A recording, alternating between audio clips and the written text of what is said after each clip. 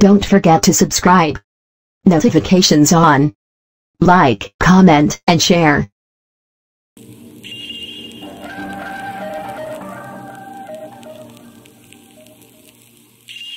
Pemateri kita pada sore hari ini adalah, pasti kalian udah nggak asing lagi ya, yaitu Mas Robit Alil Fahmi dari ALB 2015. Ya, Assalamualaikum warahmatullahi wabarakatuh. Waalaikumsalam. Waalaikumsalam warahmatullahi wabarakatuh. Terkait cara meringkas laporan penelitian menjadi jurnal. Nah, ini yang mungkin yang perlu diluruskan ya, bahwa bukan lebih kepada ringkasan terkait laporan penelitian ya, tapi itu benar-benar real tulisan ulang sebenarnya seharusnya itu. Karena di dalam jurnal, kalau teman-teman belajar untuk berindeks Scopus gitu ya, Scopus itu kan ada Q1, Q2, Q3, Q4. Itu mereka benar-benar reference listnya itu banyak dan juga kajiannya itu lebih dalam. Jadi tidak berbentuk laporan juga sebenarnya, dan bukan dari ringkasan laporan gitu. Untuk bisa terpublikasi di dalam jurnal itu yang harus diperhatikan itu adalah mengenai tema. Itu yang pertama, kesesuaian dengan tema. Jadi untuk memilih jurnal itu pun sebenarnya tidak sembarangan. Jadi tema yang ada di dalam penelitian kalian itu seperti apa, terus kemudian disesuaikan dengan jurnal yang ingin dituju. Tapi kalau misal Scopus itu ya mereka sudah sesuai dengan namanya, misal Journal of Management Innovation ya kan. Nah itu kan berarti kan lebih kepada penelitian-penelitian yang mengkaji terkait inovasi, entah dari segi bisnis, sektor bisnis, entah dari segi sektor publik. Yang harus diperhatikan itu yang pertama. Kemudian yang kedua mengenai reference listnya. Biasanya di beberapa jurnal itu mengkhususkan itu untuk reference listnya itu harus Scopus semua misalnya itu. Terus kemudian harus terindeks berapa. Tapi kalau dengar dari salah satu dosenku kemarin itu bilang bahwa kalau bisa publikasi Q1 itu mayoritas referensinya itu harus dari Q1 semua, mayoritas. Minimal itu Q2. Beberapa jurnal ada yang punya standar seperti itu. Tapi kalau untuk bisa Scopus Q1, Q2, Q3, Q4 itu reference listnya itu kebanyakan harus Scopus semua, entah itu Q4, entah itu Q3, nggak apa-apa. Tapi biasanya kalau paling mudah itu biasanya Q4, Q3 kayak gitu. Itu ya lumayan mudah. Tapi kalau udah masuk Q2, Q1 itu udah susah. Nah, kenapa harus seperti itu? Karena itu juga menunjukkan bahwa penelitian kalian itu berkualitas. Itu dilihat dari segi referensinya, selain dari hasilnya ya. Kita coba ini ya, bedah kira-kira formatnya yang ada di jurnal Pangripta ini seperti apa. Nah, kalau kita mengacu pada abstrak dulu ya, ini terlebih dahulu. Nah, ini sebenarnya kayaknya hampir sama kayak Emerald. Kalau di publisher Pak Emerald itu mesti abstraknya pertama kali itu adalah tujuan penelitian. Ya. Karena di sini kan sudah jelas sebenarnya penelitian ini bertujuan untuk apa. Terus kemudian yang kedua ini adalah pendekatan ataupun metode yang bisa dikenal dengan metode. Terus kemudian yang ketiga di sini adalah hasil. Dijelaskan nanti di abstrak itu seperti itu. Nah,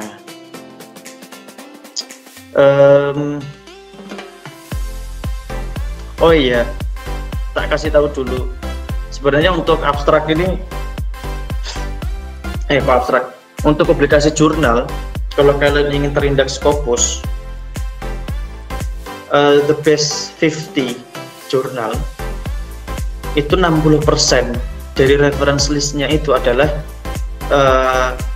minimal 5 tahun terakhir, dan 80% dari reference listnya itu adalah indeks Scopus. Nah ini contoh nih ya, ini kan ada 16 halaman. 16 halaman aja ini ada 48 reference loh. Dan ini semuanya ini adalah Q1, Q2. Ada segitiga juga. Nah, caranya gimana? Tak kasih tahu teman-teman buat ini ya. Caranya gini, buka Google Scholar, ya kan? Terus yang kedua, tab kedua itu buka namanya Skimago Journal Ranking atau SJR. Caranya teman-teman itu simpel. Kalau ngetik di Google Scholar ataupun Google Cendekia, searchingnya itu jangan pakai bahasa Indonesia poinnya, tapi lebih kepada bahasa Inggris, karena nanti akan bisa keluar hasil jurnal yang terindeks Scopus. Misalnya event tourism, pariwisata event. Nah, sini kan langsung muncul kan ya. Ini ada Elsevier, terus kemudian Taylor and Francis, terus kemudian Emerald, langsung kelihatan Sagepop. Nah, nanti teman-teman searching aja, pilih salah satu misalnya ini ya, event tourism, definition, evolution, and research. Klik. Nah, dari sini kan akhirnya muncul nih, ini jurnal Scopus loh ini. Nah, ini kan jurnalnya tourism management. Ini silahkan aja di search untuk mendeteksi ini dia masuk di Q berapa untuk Scopus. Nah, carinya di SJR, Skimago. Pas. Tunggu. Ini kan publikasinya, publishernya kan Elsevier. Klik yang Elsevier, cari yang Elsevier. Klik. Nah, ini ada H-indeksnya. H-indeksnya tinggi. Kalau biasanya H-indeksnya tinggi itu Q1 biasanya, bukan Q1. Ini kan sudah bisa melihat, oh dia Scopus Q1. Kenapa pakai SJR? Karena Scopus itu mengacunya itu melalui nilai SJR. Scopus itu pasti pakai SJR. Jadi ini nanti cukup bisa mendeteksi dia masuk jurnal Scopus yang mana. Oh, Q1. Nah, ini bisa diambil, bisa di-download. Cara downloadnya gampang. Ini gen.lib.rus.ec. Nah, ini nanti teman-teman bisa memilih. Ini libgen yang ini, yang sebelah sini. Ini untuk ebook. Terus kemudian yang scientific article ini untuk jurnal, ya kan? Pilih yang scientific article ini untuk jurnal. Nah, dari jurnal yang tadi, yang ini, cari nomor nomor doi, tulisannya doi ini lah, di blog sampai ini ya batasnya. Copy, searching di libgen tadi untuk download, pasti keluar kebanyakan. Nah, kan keluar kan? Ini juga ada penulisnya. Terus ini judulnya, terus ini jurnalnya tadi. Nah, bisa download melalui beberapa mirror ini pilihan. Oh ya, Skyhub, bisa pakai Skyhub, Libgen, Book, Libgen ini pilih salah satu. Kalau aksesnya paling mudah itu Skyhub. Jadi teman-teman nggak ada alasan lagi buat keterbatasan download jurnal ya. Nah, lanjut lagi kepada format penulisan dari Pangripta ini ya. Sebenarnya untuk pendahuluan, poin penting yang ada di pendahuluan itu berisi mengenai alasan untuk meneliti terkait tema, tujuan penelitian, dan lokasi penelitian. Nah, kemudian didukung dan diperkuat melalui referensi dari artikel lain. Kan inti dari alasan penelitian ataupun di latar belakang kan sebagai penguat kenapa kamu mau meneliti terkait itu, tema itu, ya kan? Dan tujuan penelitian kamu itu seperti apa? Nah, ini diungkapkan di sini. Tapi secara interpretasi aja. Terus kemudian juga memilih lokasi juga. Jadi jangan hanya pada penelitian ini ingin meneliti di UKM di Kota Malang. Hal ini karena terdapat ketertarikan peneliti terhadap UKM di Kota Malang. Cuman itu aja. Oh, itu bisa dihabisin itu. Wah, ini alasannya nggak kuat. Seharusnya didukung dengan data-data yang lain. Untuk memasukkan di jurnal Pangripta itu tidak perlu memasukkan literatur review.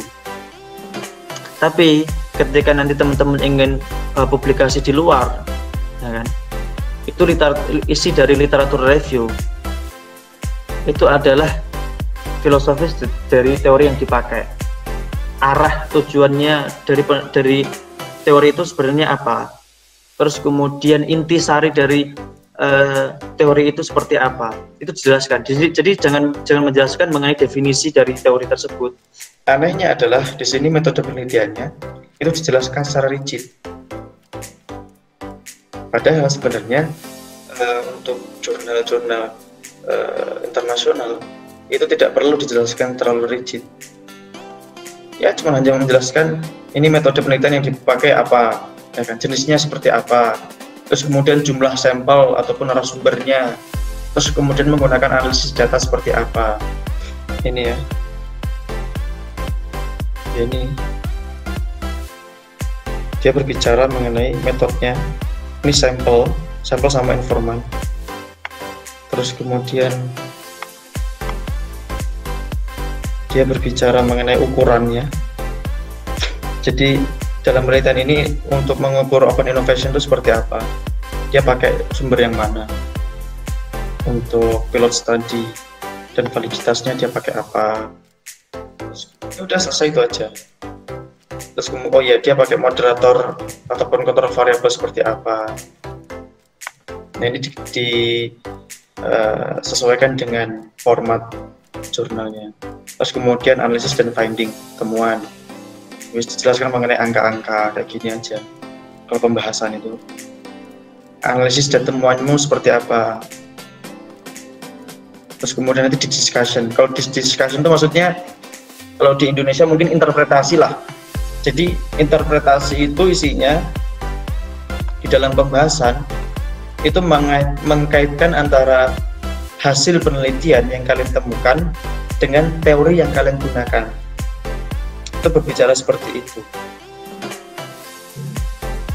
Bukan berisi mengenai penjelasan-penjelasan yang mungkin tidak sesuai dengan teori. Nah, kalau di sini kan hasil dan pembahasan di jurnal Pangripta itu berupa hasil dan analisis penelitian.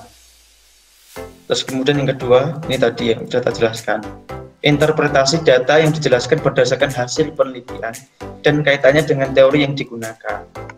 Dia menjelaskan mengenai data, kemudian dia memproyeksikan dari data ini tadi, dan ada satu lagi, di kesimpulan itu berisi mengenai tidak hanya isinya itu tidak hanya rangkuman dari hasil penelitian, tapi juga teman-teman itu menyajikan sebenarnya kekurangan dalam penelitian kalian itu seperti apa. Dan itu nanti berujung kepada saran bahwa untuk penelitian selanjutnya itu seperti ini. Biasanya kalau konteksnya kuantitatif itu menambahkan variabel kontrol atau enggak menambahkan variabel moderator ataupun interveningnya. Jadi aslinya itu di dalam penelitian itu yang paling sempurna adalah melaporkan penelitian apa adanya, hasil penelitian apa adanya. Ketika ada kekurangan itu tidak ada masalah, dan itu tidak menunjukkan bahwa penelitian tersebut itu tidak berkualitas. Nah, tapi itu nanti istilahnya itu dikasih lubang agar penelitian kalian itu disitasi orang, seperti itu. Saya akan membacakan kesimpulan dari materi yang telah dijelaskan. Pertama yaitu mengenai struktur jurnal.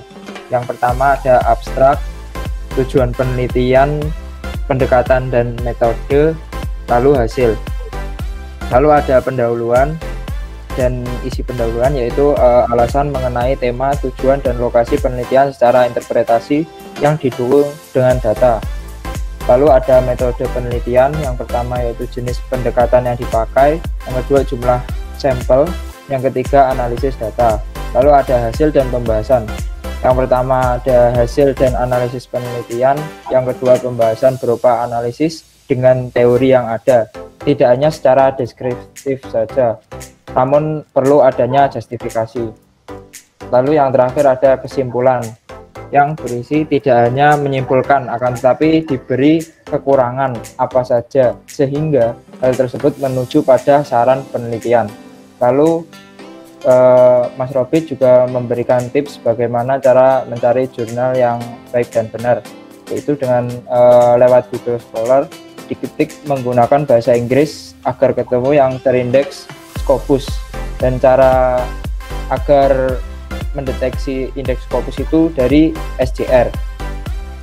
Mungkin itu saja yang saya paparkan dari pemateri, dan terima kasih untuk Mas Robit untuk mengisi waktunya untuk kelas pada sore hari ini. Wassalamualaikum warahmatullahi wabarakatuh.